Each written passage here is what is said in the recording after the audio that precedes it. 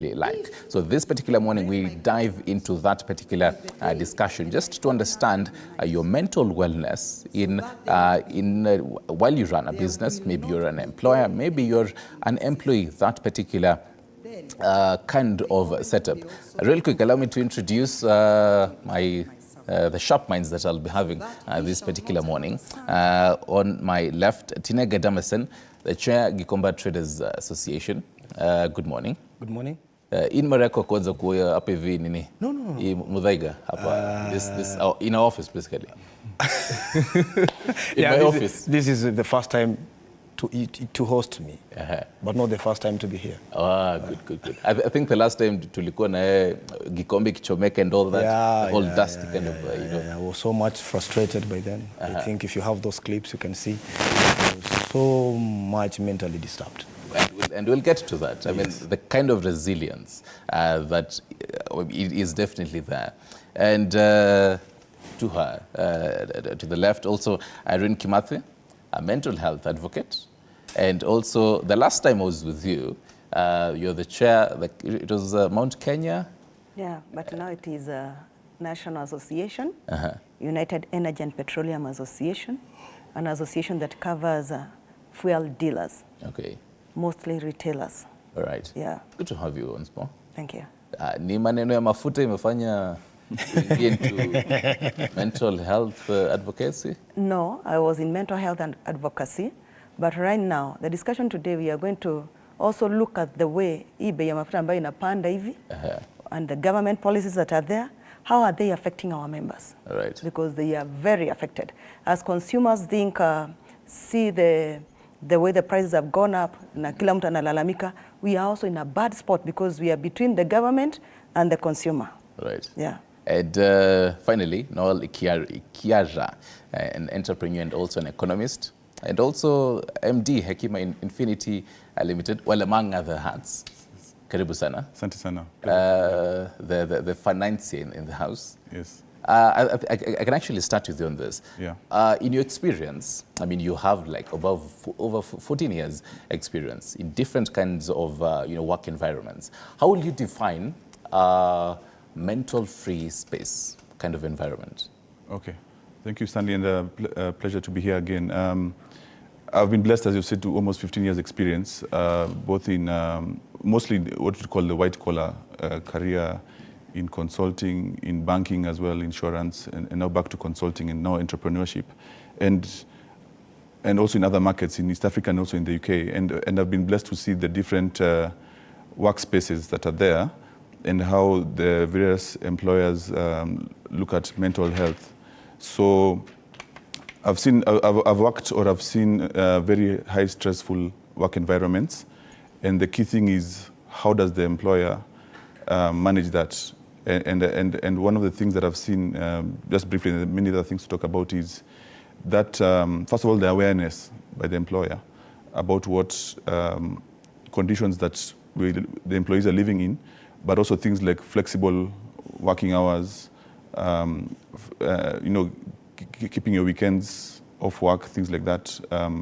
And for parents also having flexible hours. I saw that especially in the UK, and also now in Kenya, many of the big companies are doing that. So those are some of the ways that employers are trying to help employees in an increasingly difficult mental stress factors. Yes. Mm-hmm. Well, basically, now to just narrow it down. Yes. For example, I mean, I'd say now this is my office right now. Yes. As I do this, how would I define that? I'd say this environment is it has a mental-free kind of space. Sure. Well, there are many facets to that. One of them, of course, is even the culture of the organization. Mm-hmm. Is there a culture of respect, transparency? Do people know what their job roles are? Because what we've seen, one of the factors that negatively affect mental health is, let's say, harmful organizational practices, harassment, things like also unclear job roles, unrealistic deadlines. Such things are various attributes that could affect that. Right. Yes. Now, Kimathi, you've definitely been in this whole business setup as a business person and also in other sectors. Looking back, let's say 20 years ago and now, how has it evolved the whole mental wellness in a business? I want to say mental wellness is an individual responsibility. Through my years of counseling, I've realized that people don't realize that they have an organ that is called the brain. We take care of our hands, our ears, our eyes, but we never remember there's something that is called the brain. And the brain is the headquarters of a human being. It is the headquarters of your government. The way you manage your brain dictates how you behave outside and the achievements that you get outside. And therefore, as we do this topic, there's one thing I usually want to remind people. Always take care of your brain. Because if you don't take care of your brain, it means that you fail in every other aspect. And there are so many things that can degrade our brain today. One of them is drug abuse. We usually tell young people, it's better not to start taking drugs. It's easier than spending time to try and get out of drugs. Number two is your thinking pattern. Today we have the social media. You see young people are using spending a lot of time on the social media. You feed from things that don't cause your brain to work. And that's why we have many people that don't think because they are being given refined material. So when you put them in an environment where they're supposed to think, they don't do much. In the business environment, you really have to think. It's a dynamic environment. I started my first business when I was 17 years. I can practically sell anything. Oh, really? I can even sell you, it's only that it's illegal. So Wow. And I've grown like that over time. I've faced challenges, and it taught me that at the end of the day, I should know the limits, how much I should stretch my brain. And remember also the brain is a muscle. The more you use it, the more it becomes active, but then you should know the level at which your brain can go. I mean, sorry to cut you short, if you're really able to, and I'd now love to engage Chineke on this, if you'd have, even the guts to tell someone that I can literally sell you anything, give me the tender, I can sell you anything. That really goes to show that you really need to have one of those roho ngumu, as we say out here.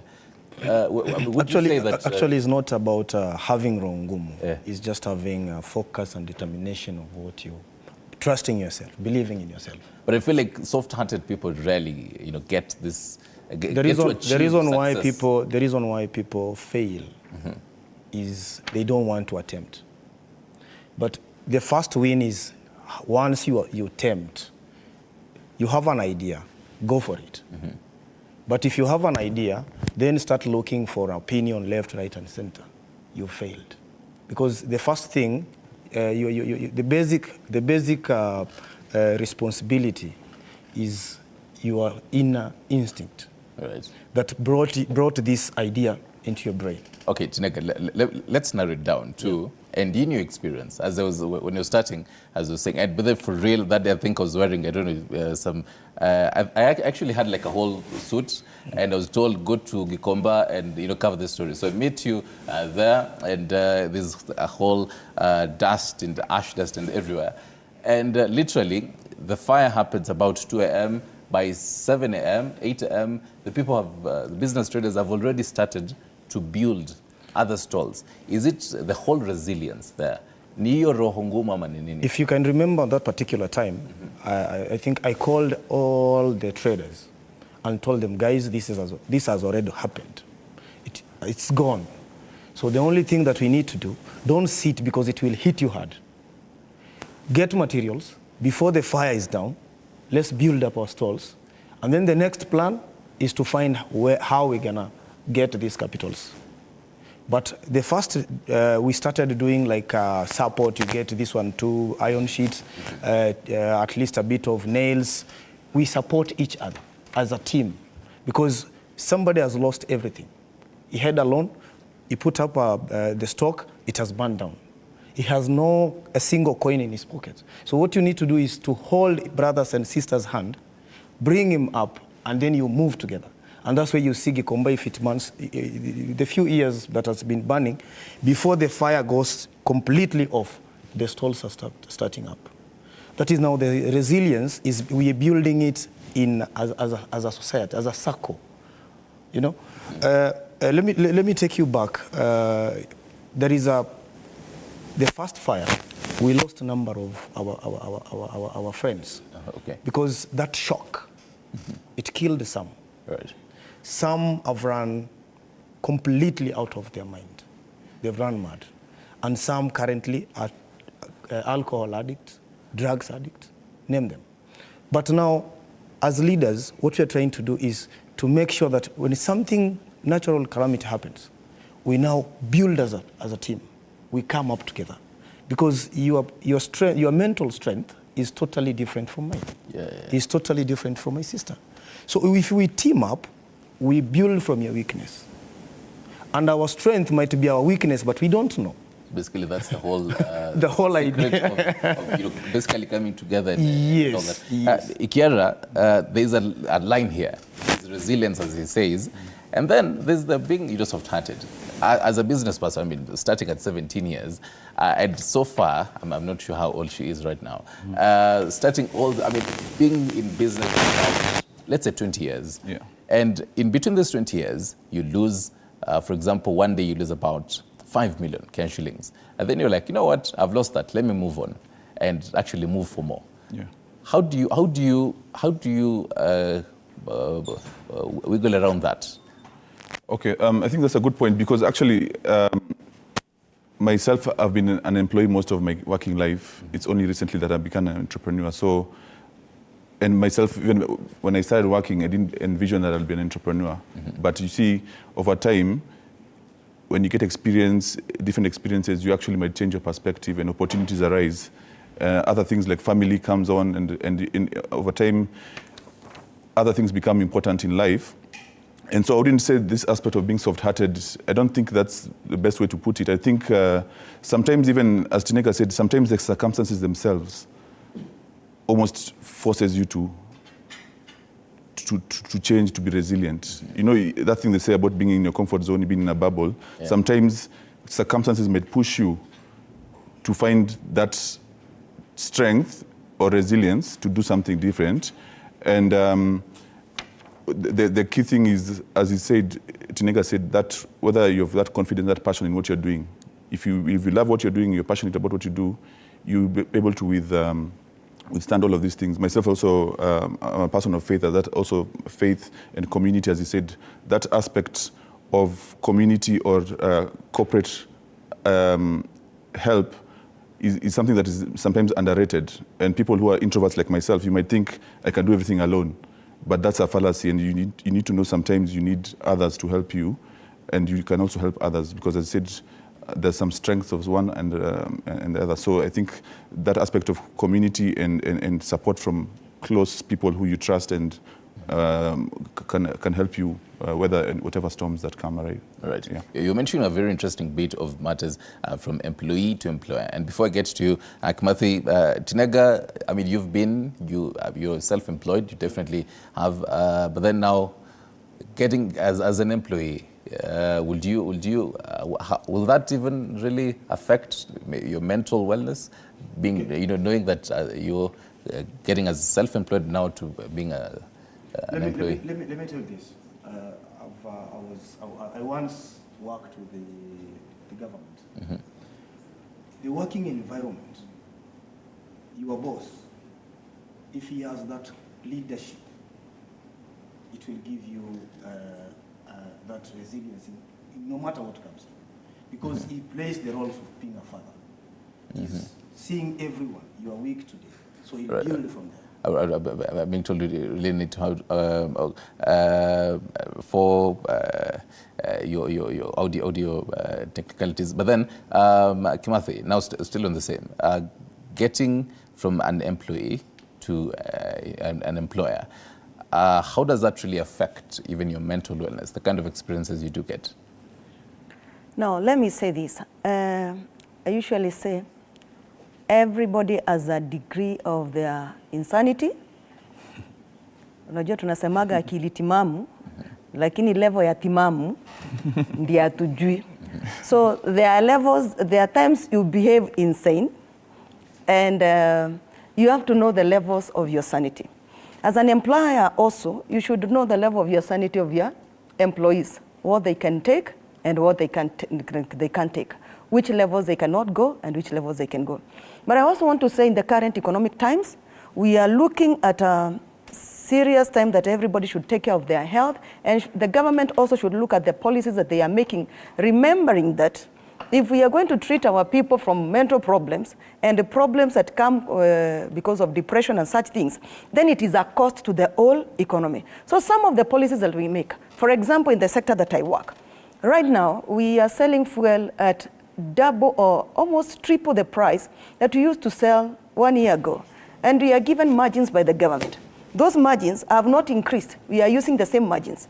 And we are expecting to pay our employees and pay our loans and pay taxes that the government has increased more than triple. And to make matters worse, they will make sure that they stress us with the taxman pushing us and calling us every day. You know, this whole thing now brings a chain of mental problem from the employer to the employee, to the family of the employer, and the family of the employee, and to the consumer. Yeah. And therefore, our leaders should look at the policies that they are making, knowing that there are secondary repercussions that happen by what policies they make. Right. And also the people in the white-collar jobs, they should understand that business people, me and my brother, we are the ones that move the economy. Yeah. Yeah? We turn money every day to make sure that this economy runs. Their work is to make sure that they make the environment conducive for us. But every time they squeeze us, it means they also will not have any salary, and they will also find us when they leave their offices, because we are still their relatives, they will find sick people. That's the situation in our country. And today we are asking, let the government think about mental wellness of every human being in this country. Right. You know, my brother, me, I pick people from the streets. I pick people with mental sicknesses that don't have relatives. People have given up on them, and they're just roaming the streets, eating from garbages. And you stay with those people, you bring them back until they are mentally stable. And you realize there's a human being inside that person that is wearing rags and walking around the streets and eating garbage. That person is a human being. You look at it, you wonder, what is our government doing? Every time we are saying, we are building for you this, we are doing for you this. What are you doing for that person who is sick, roaming the street? Okay. Tinega, okay, before you were saying something. Yeah. I was saying, everything now, it coils in between the person. You have a personal role as a man, or as a woman, as a lady, you have a personal role of taking responsibility. The first thing is you. Which direction do you want to take after being in this storm? So after you've decided this is the path I'm going to take, now resilience comes.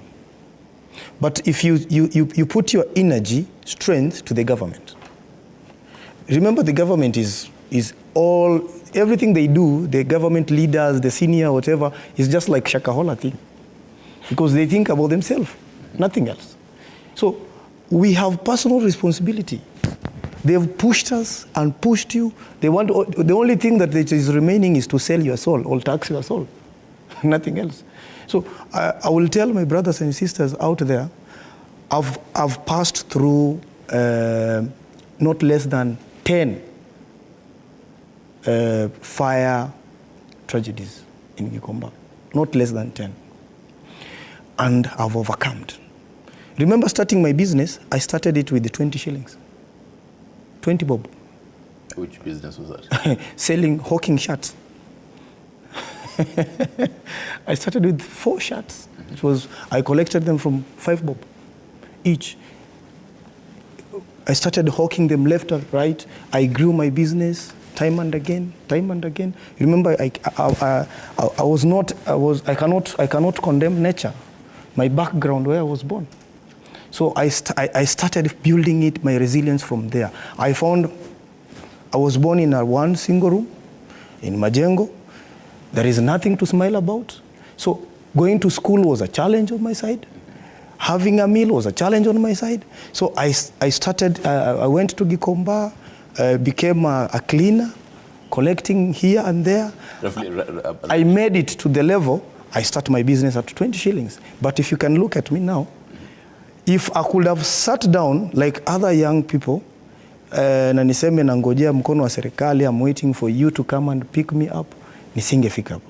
And that's why I'm back into youth empowerment. And I love the fact that you actually even popped in the whole Matters Youth Empowerment. I was curious now, if you're starting at 20, now how much would you on a good day, how much maybe roughly would you make? Today or the other time? Today. Today.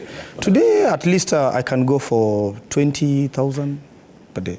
So if someone told you, leave alone matters, maneno ya Gikomba, and then join Kiara kwa white collar job, and you're paid maybe even 5 times that, or even 10 times that, would you say yes? No, I will not, because the working environment is what is the most important thing.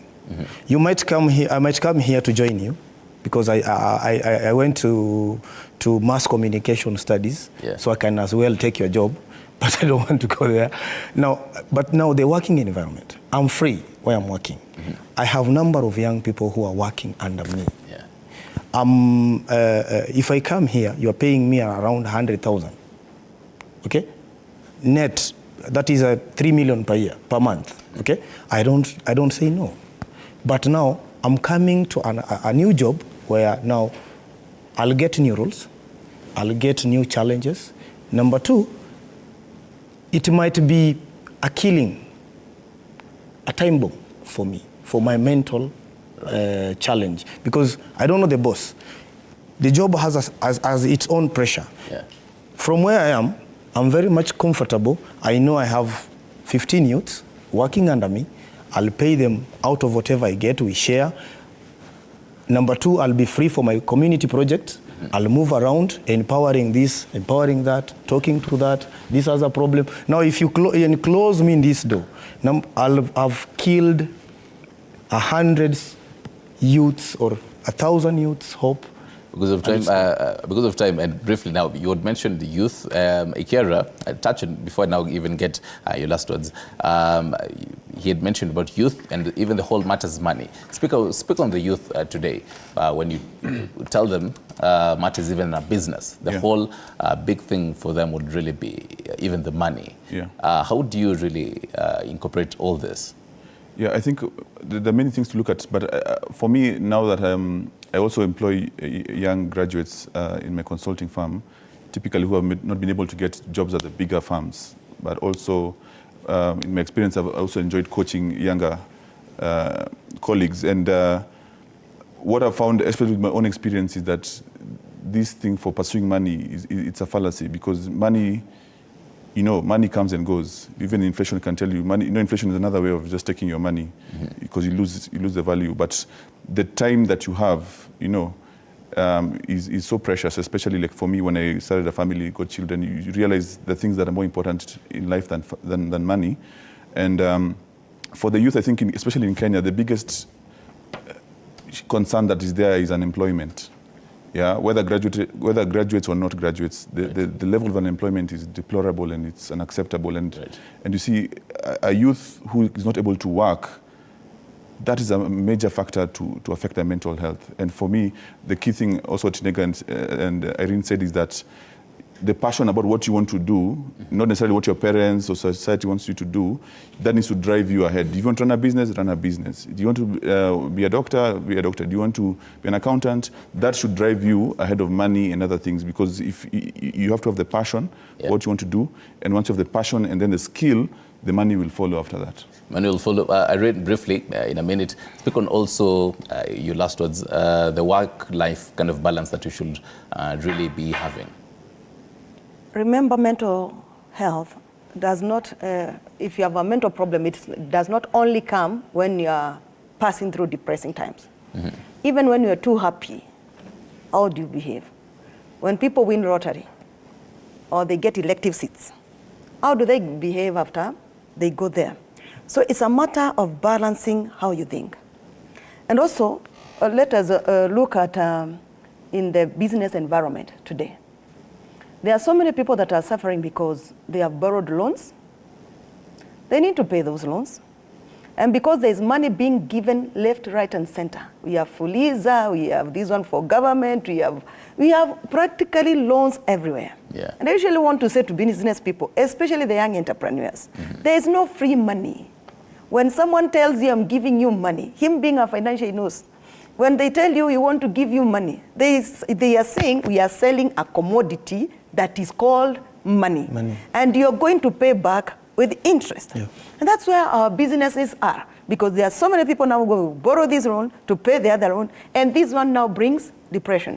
There's another thing. My brother said that you should not fear whatever endeavor you want to do. That's one characteristic of an entrepreneur. Okay. But also you should do risk analysis. If you don't do good risk analysis, you get yourself on the gutters, because when things don't go well and everybody is after you, what happens to your mental state? So we should also limit our level of greed. Right. Especially in a country like Kenya, which is a capitalist country. We all want to drive big cars and want to live in big houses. We should also limit ourselves and grow gradually so that we stop this madness of competition. And before I finish, I also want to say this.